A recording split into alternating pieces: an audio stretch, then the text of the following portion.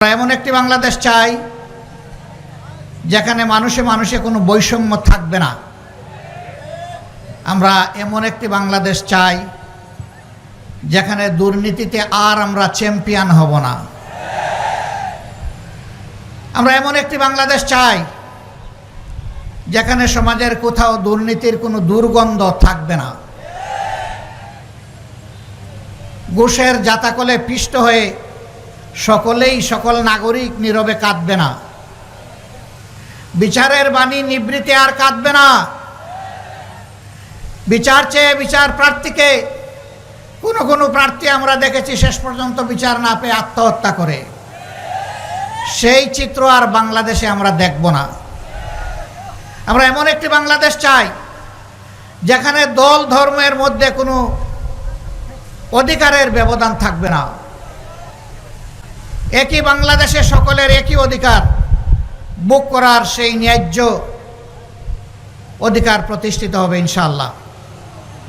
আপনারা আমার ডানে এবং বাঁয়ে কিছু বন্ধুদেরকে দেখতে পাচ্ছেন। এই আমরা কি চাই? এখানে বিভিন্ন ইসলামী রাজনৈতিক সংগঠনের নেতৃবৃন্দ এবং দেশপ্রেমিক সংগঠনের নেতৃবৃন্দ সমবেত হয়েছেন। আমরা একটি বৈষম্যমুক্ত, দুর্নীতিমুক্ত, দুঃশাসনমুক্ত মানবিক বাংলাদেশ চাই এবং সেই বাংলাদেশটি অবশ্যই হতে হবে আল্লাহ রাব্বুল আলামিনের বিধানের ভিত্তিতে, আল কোরআন এবং নবী করিম সাল্লাল্লাহু আলাইহি ওয়াসাল্লামের সুন্নাহর ভিত্তিতে। প্রশ্ন স্বাভাবিকভাবেই দেখা দেবে, এমন একটি বাংলাদেশ যদি আমরা গড়ে তুলি তাহলে সেখানে যারা হিন্দু ধর্মের অনুসারী, যারা বৌদ্ধ ধর্মের অনুসারী, যারা খ্রিস্ট ধর্মের অনুসারী, তারা কি করবে? ইসলামের নবী মুহাম্মদুর রাসূলুল্লাহ সাল্লাল্লাহু আলাইহি ওয়াসাল্লামকে আল্লাহ দুনিয়ায় পাঠিয়েছিলেন সমস্ত মানুষের নিরাপত্তা নিশ্চিত করার জন্যে, সমস্ত মানুষের অধিকার নিশ্চিত করার জন্যে। ইহুদি ধর্মের কিছু একটা লোকদের ডেলিগেশন এসেছিল মদিনাতুল মুনাওয়ারায়, মসজিদে নববীতে মুহাম্মদুর রাসূলুল্লাহ সাল্লাল্লাহু আলাইহি সাল্লামের সাথে দেখা করতে।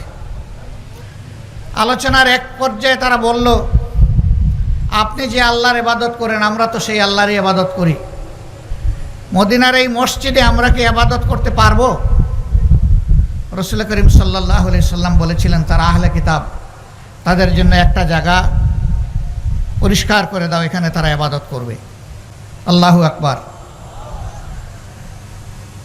সম্মানিত ভাইয়েরা, মদিনা নগর রাষ্ট্রই ছিল দুনিয়ার প্রথম আধুনিক রাষ্ট্র। এর আগে দুনিয়ার ইতিহাস ঘাটে কোথাও পাওয়া যায় না যে আর কোনো রাষ্ট্র কাঠামোয় লিখিত সংবিধান ছিল কিনা।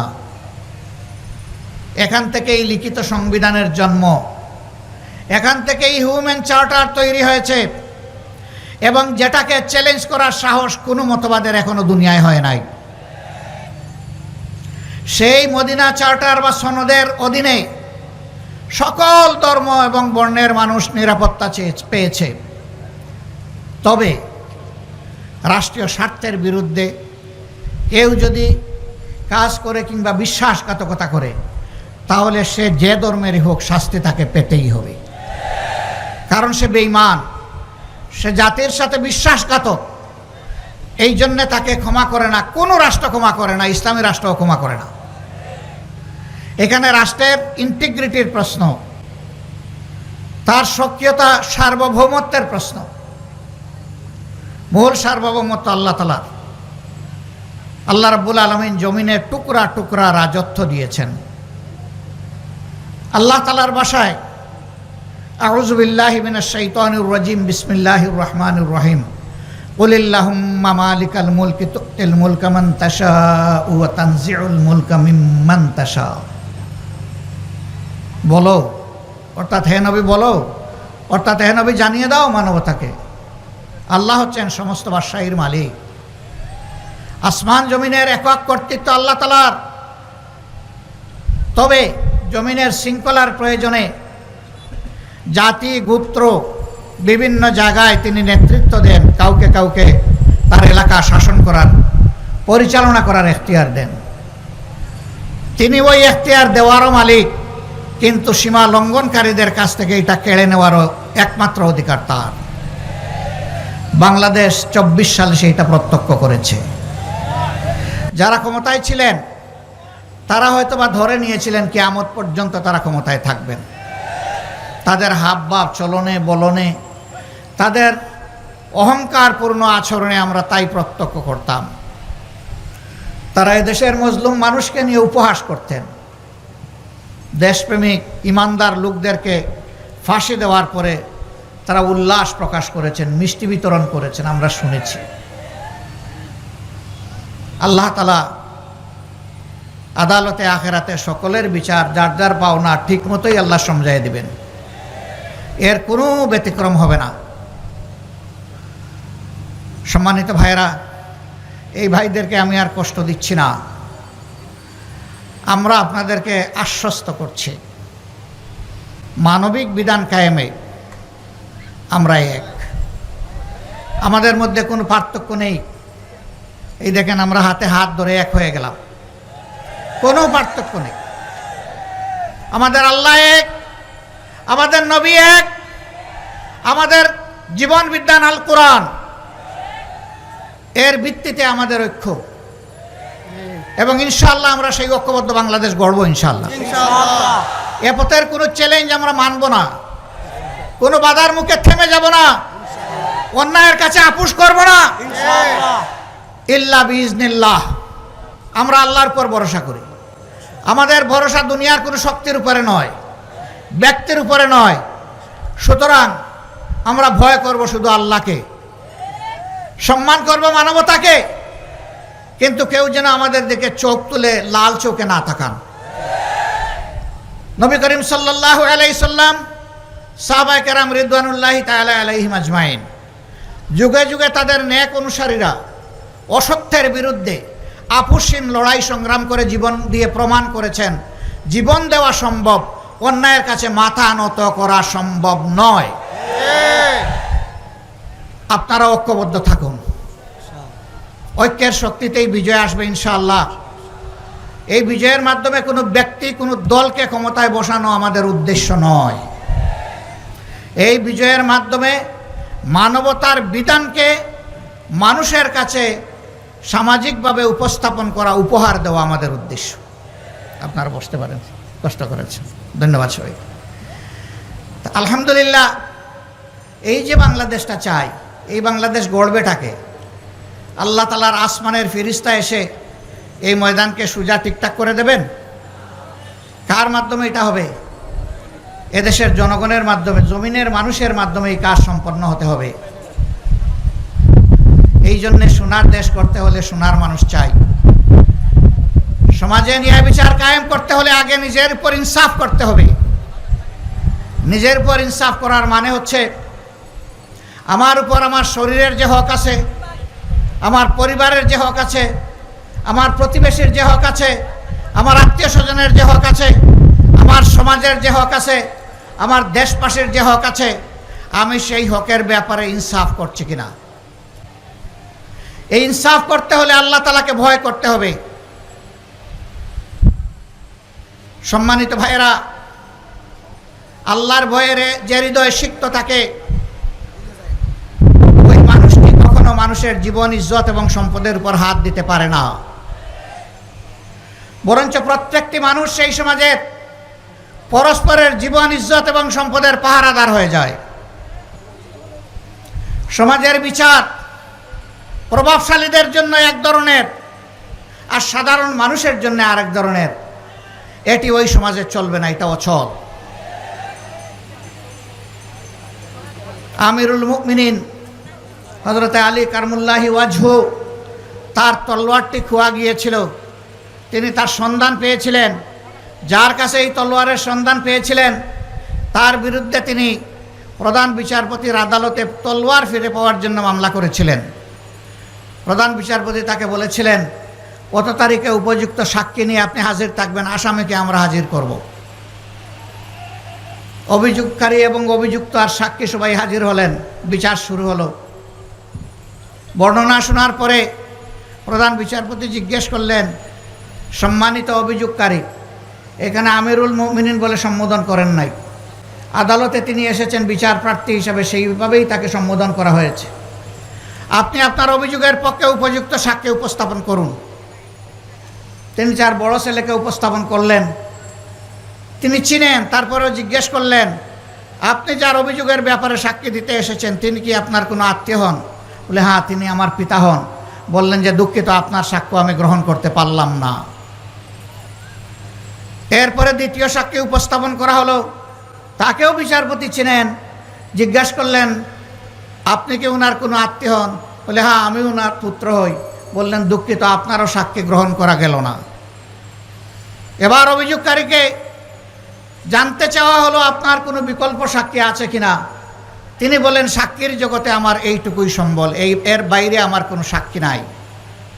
বিচারপতি রায় দিলেন আপনার অভিযোগ খারিজ হয়ে গেল, আপনার দাবি প্রতিষ্ঠিত হলো না, আপনি মামলায় জয়লাভ করতে পারলেন না। বিচারে সন্তুষ্ট হয়ে আমিরুল মুমিনিন চলে যাচ্ছেন, দুই ছেলেকে দুই হাতে ধরে। ছেলেরা বলতেছে, বাবা উনি কি জানেন না যে আপনি মিথ্যা বলতে পারেন না? উনি কি জানেন না যে আমরাও কোনো মিথ্যা সাক্ষ্য দিতে এখানে আসিনি? বললেন বাবা, এটাই ইসলামের ইনসাফ, এটা শুধু আমার জন্যে নয়, সকলের জন্যে এটাই প্রতিষ্ঠিত। সন্তুষ্ট চিত্তে বাপ বেটা চলে যাচ্ছেন। অভিযুক্ত ব্যক্তিটি দৌড়ে গিয়ে বলতেছেন, হে প্রধান বিচারপতি, আমাকে একটু কথা বলার সুযোগ দেন। তিনি বলতেছেন, আপনার আবার কিসের কথা? আপনার বিরুদ্ধে অভিযুক্ত খারিজ হয়ে গেছে, আর কি কথা থাকতে পারে? বলে এখানেই আমার কথা। বলে এখানেই আপনার কথা? বলে হ্যাঁ, এই জায়গায় আমার কথা। তো বলুন কি কথা? আমি সাক্ষী দিচ্ছি এই তলোয়ারটি আমিরুল মুমিনিনের, তার তলোয়ার তাকে দিন। যেভাবেই হোক অন্যায়ভাবেই তলোয়ার আমার হাতে এসেছে। আবার আমিরুল মুমিনিনকে ফিরিয়ে আনা হলো। বললেন যে এই তলোয়ারের এখন যে ধারক বাহক সে তো সাক্ষী দিচ্ছে এই তলোয়ার আপনার, আমার কিছু করার নাই, এই তলোয়ার আপনি নিয়ে যান। এই ব্যক্তিটি চিন্তা করলো, সে একজন অমুসলিম ছিল, যেই জীবন বিধান তার রাষ্ট্রের শাসনকর্তাকেও সামান্য আনুকূল্য দেখায় না, আমি কেন সেই জীবন বিধানের বাইরে থাকবো? আমিও ইসলাম কবুল করব। তলোয়ার আপনারটা আপনি নেন, আর আল্লাহ তাআলা আমার পাওনা ইমানটা আমাকে দিয়ে দেন মেহেরবানি করে। তাই হবে ইনশাআল্লাহ। এইখানে ওই রাষ্ট্রের প্রেসিডেন্ট, প্রধানমন্ত্রী, বাংলাদেশে যদি কোরআনের শাসন কায়েম হয়, তারা অপরাধ করলে তারাও পার পাবেন না। এখন দুদক গঠন করা হয়েছে। একসময় মানুষ এইটাকে স্যাটায়ার করে বলতো এটাকে দুজক বানানো হয়েছে। যাকে পছন্দ না তাকে কারণে অকারণে বিভিন্নভাবে নির্যাতন করা হচ্ছে, কিন্তু তার চাইতে 100 গুণ বড় অপরাধীকে দেখা হচ্ছে না। ইনসাফের বাংলাদেশ কায়েম হলে ইনশাআল্লাহ ওরকম বেশি বিচারেরও প্রয়োজন হবে না। 2-4টা রায় দেখলেই সবাই টের পেয়ে যাবে অপরাধ করলে কি ধরনের শাস্তি পেতে হবে।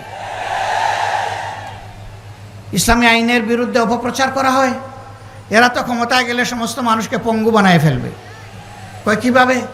বলে যে এই দেশের মানুষ, বেশিরভাগ মানুষ জনগণের সম্পদ চুরি করে, তো বেশিরভাগ মানুষের হাত কাটা যদি যায় তাইলে তো এই সমাজটা হাত কাটা বাহিনীর সমাজ হয়ে যাবে। না, হাত কাটা যাবে। এই আইন জারির পরে এই ধরনের অপরাধ যারা করবে তাদেরকে বলে দেওয়া হবে এখন থেকে এই অপরাধের সাথে যাদেরকে পাওয়া যাবে তাদের ক্ষমা নেই। 2 নম্বর দেখা হবে যে লোকটি চুরি করেছে সে কি পেটের জ্বালায় যন্ত্রণায় আগুন নিবানোর জন্য চুরি করেছে। যদি এমন হয় রাষ্ট্রের দায়িত্ব হবে আগে তার আগুন নেবানো, হাত কাটানো, আগে তার বৈধ আয় উপার্জনের ব্যবস্থা করে দেওয়া। যদি সেরকম কিছু সক্ষমতা তার না থাকে তাহলে রাষ্ট্রকেই পরিবারের দায়িত্ব বহন করতে হবে। এরপরে লোভের বশবর্তী হয়ে কেউ যদি চুরি করে তাহলে 2-1টা হাত কাটা যাবে প্রকাশ্যে, গোপনে নয়, যাতে সারা দেশবাসী এইটা থেকে শিক্ষা নেয়। এখন কে সমাজে এই হাত কাটা বাহিনীর সদস্য হতে চাইবে? তখন পরিবারের সদস্যদেরকে বলবে, চুরি করব তোমাদের জন্য, হাত কাটা যাবে আমার, আর এই হাত নিয়ে অপমানজনকভাবে আমি বেঁচে থাকব। আমার পক্ষে আজ থেকে আর চুরি করা সম্ভব নয়। জিনার শাস্তি সঙ্গে সার। বলে যে সব মানুষই তাইলে মারা যাবে, এরকম গোপনে ছুটিয়ে প্রকাশ্যে কত ধরনের জিনা হচ্ছে। হ্যাঁ, ওরকম দুই একজনের শাস্তি হলে বাকিরা তওবা করে আড়ালে চলে যাবে ইনশাআল্লাহ। মা বোনরা নিরাপদ হয়ে যাবে। বেদনাদায়ক ঘটনা, মাগুরার 11 বছরের মেয়েটাকে কি করা হয়েছে আপনারা জানেন। চিড়ে ফিড়ে শেষ করে দেওয়া হয়েছে। হ্যাঁ, মাগুরার আসমা, আমরা সেখানে গিয়েছিলাম। ওখান থেকে ফিরতেছি, এবার আসিয়া, ওখান থেকে ফিরতেছি, এবার শুনি বরগুনায় সনাতন ধর্মের একটা মেয়েকে তাদেরই পাড়ার কিছু ওই একই ধর্মের লোক ওরা শেষ করে দিয়েছে। খুন করে নাই, কিন্তু তার সম্পদ নষ্ট করে দিছে, ইজ্জত নষ্ট করে দিছে। বাবা প্রতিকার চেয়ে আদালতে থানায় মামলা করেছিল, বাবাকে কুপিয়ে খুন করে ফেলেছে।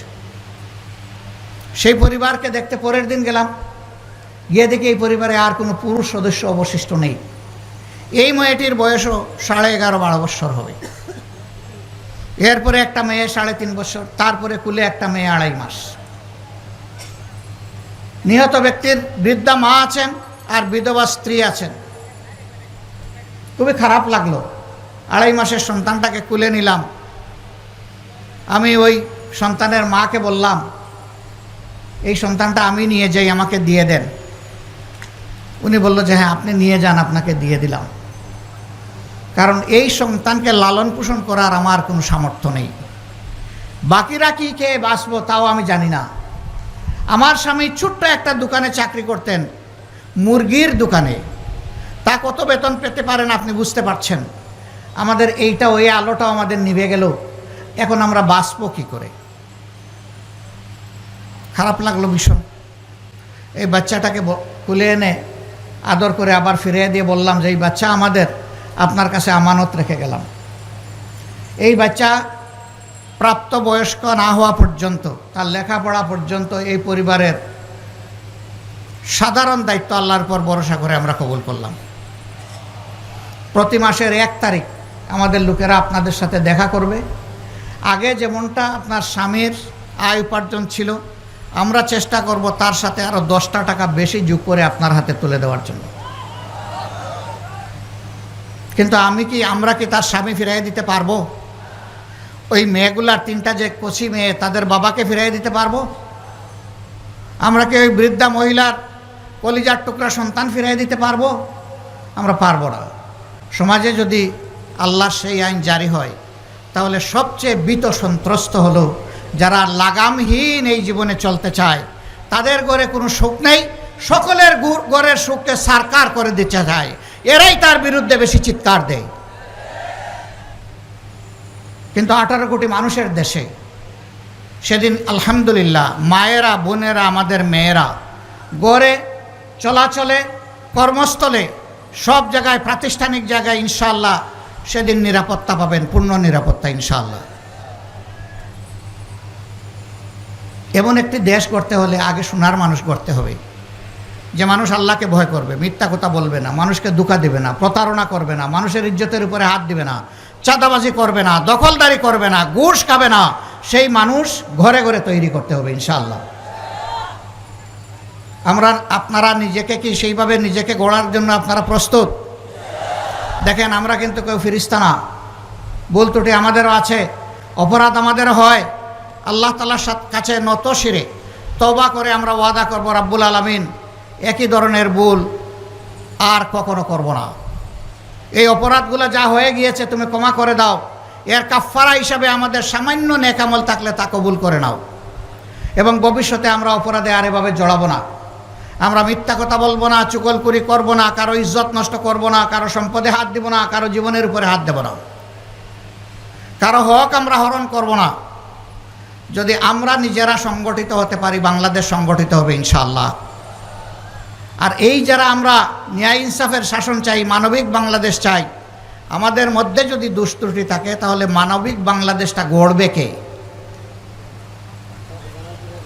এই জন্য দলমত নির্বিশেষে যারা দেশকে ভালোবাসেন, যারা আল্লাহকে ভালোবাসেন, যারা প্রিয় নবী মুহাম্মদুর রাসূলুল্লাহ সাল্লাল্লাহু আলাইহি সাল্লামকে ভালোবাসেন, যারা মানুষ হিসাবে দেশের সমস্ত মানুষকে ভালোবাসেন, তাদের প্রতি আমাদের অনুরোধ যে আগে আসুন আমরা নিজেকে গড়ি, ইনশাআল্লাহ তার সাথে দেশ গড়ার কাজও হয়ে যাবে আল্লাহ চাইলে।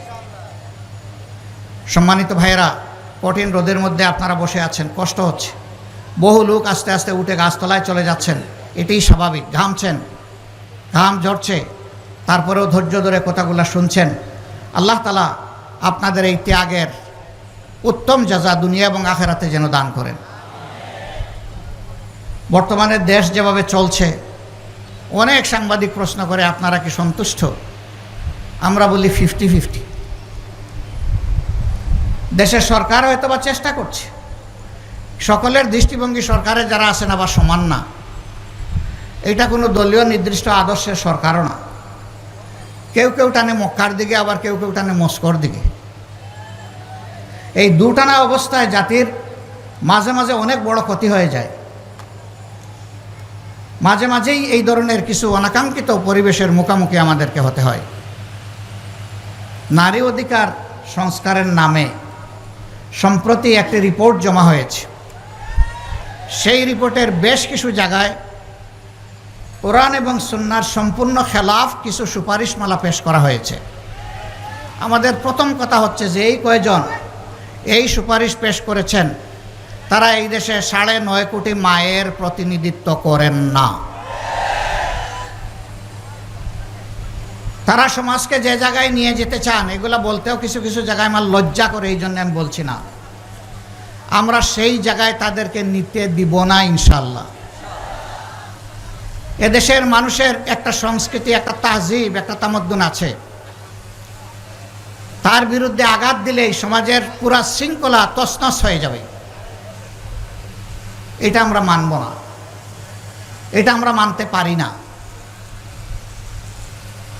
আমরা মাননীয় প্রধান উপদেষ্টাকে অনুরোধ করব, আপনি দেশে ফিরে বিলম্ব না করে আগেই কাজটাই বাতিল করেন।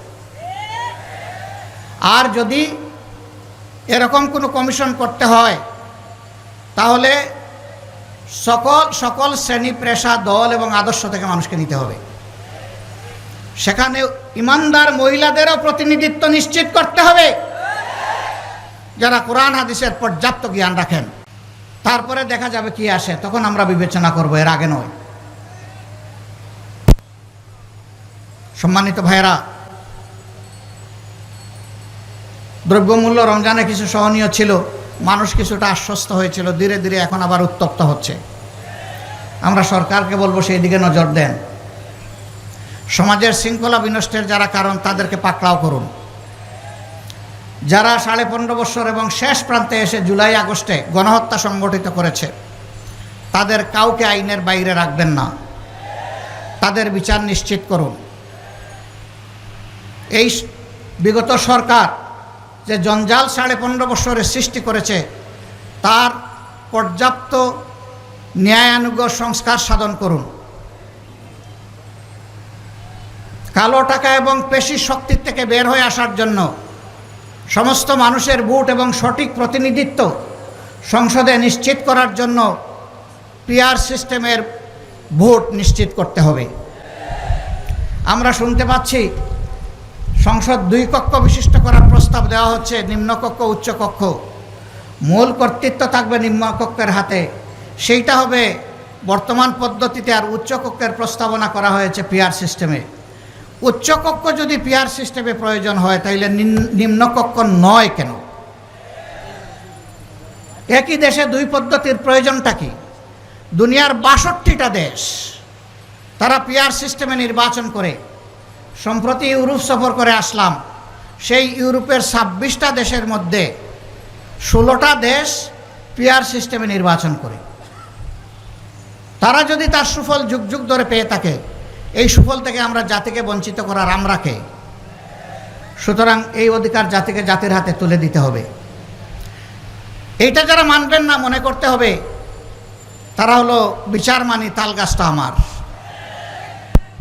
আমরা বলবো বিচার মানুন, রায়ে তালগাছ যার তার হাতে চলে যাবে এবং সেই বিচারটা হতে হবে ন্যায় বিচার।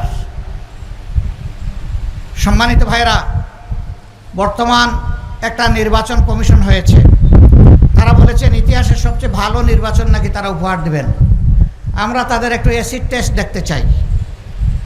তারা জাতীয় সংসদের নির্বাচন, যেটা দিয়ে দেশ শাসন হবে 5 বছরের জন্য জনগণের ম্যান্ডেট নিয়ে, সেই নির্বাচনের আগে তারা, জনগণ এখন সাফার করছে স্থানীয় সরকারের বিভিন্ন জায়গায় প্রতিনিধি না থাকার কারণে। স্থানীয় সরকার নির্বাচনটা দিন, আমরা দেখি আপনাদের সদিচ্ছা এবং সক্ষমতা কতটুকু, এটার প্রমাণ আপনারা পেশ করুন। যদি এতে জনগণ সন্তুষ্ট হয়, জনগণের পরবর্তী খেদমতের জন্য জনগণ আপনাদেরকে পূর্ণ সহযোগিতা দেবে। আর এখানে যদি কোনো কিছু ধরা পড়ে, তাইলে জনগণ আপনাদেরকে হলুদ নয় লাল কার্ড দেখাই দেবে। আমরা কোনো বিশেষ দল গোষ্ঠীকে সুবিধা দেওয়ার কোনো ধরনের সুপারিশ আমরা মানব না। আমরা জনগণকে 18 কোটি মানুষকে সুবিধা দেওয়ার যত সুপারিশ আছে তাই মানব। এই জন্য আপনাদের সকলের কাছে আমাদের অনুরোধ, নিজেকে গড়ুন, ঘরে ঘরে ন্যায় এবং সত্যের আওয়াজ পৌঁছে দিন। জনগণকে অসত্যের বিরুদ্ধে, অপরাধের বিরুদ্ধে সংগঠিত করুন। এটা বিচিত্র নয়, শুধু বক্তৃতায় নয়, হয়তোবা অপরাধীদেরকে দমন করার জন্য সরকারি সংস্থার সাথে সহযোগিতা করে আমাদের সবাইকেও রাস্তায় নামতে হতে পারে।